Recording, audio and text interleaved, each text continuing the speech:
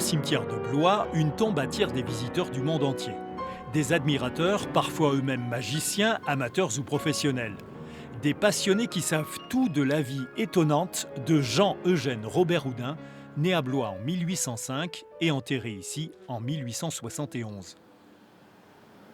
Il faut savoir qu'il est effectivement inhumé ici à Blois, mais il est décédé dans sa propriété du prieuré à Saint-Gervais-la-Forêt le 13 juin 1871, et déclaré en mairie de Saint-Gervais et inhumé dans le petit cimetière communal de Saint-Gervais une première fois.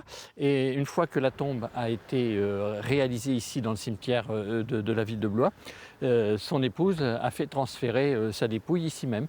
Alors dans cette tombe, on a toute la famille Houdin, donc sa fille, sa femme, sont inhumés avec lui.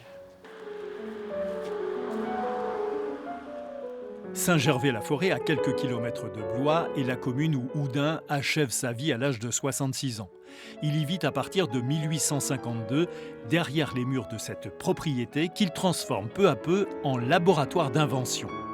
La première des choses, c'est qu'il va électrifier avec une gâche électrique l'entrée de sa propriété pour que les gens puissent rentrer. Alors, c'est tout un système qu'il avait mis en place. Il va aménager un téléphérique, il va aménager un télescope pour pouvoir voir la ville de Blois, puisque, effectivement, son cher pays natal, comme il l'appelait. Alors, pour les habitants, c'était un petit peu particulier, puisque il l'avait surnommé l'homme étrange de Saint-Gervais. Avant cette vie d'inventeur, Robert Houdin révolutionne le monde de l'illusion. Toutes ses créations de génial prestidigitateurs sont rassemblées dans la maison de la magie de Blois. On y découvre les innombrables facettes d'un saltimbanque devenu visionnaire.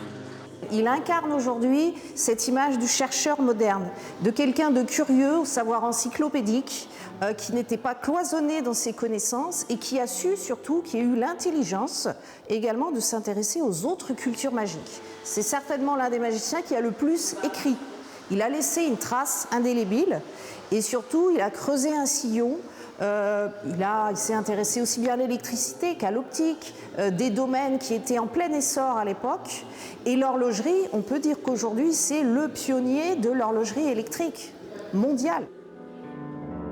Début octobre, un événement marquera en terre blésoise le 150e anniversaire de la disparition de Robert Houdin. Le Conservatoire national des arts de la magie et de l'illusion espère alors avoir recueilli les dons nécessaires à la restauration de la tombe du père de la magie moderne.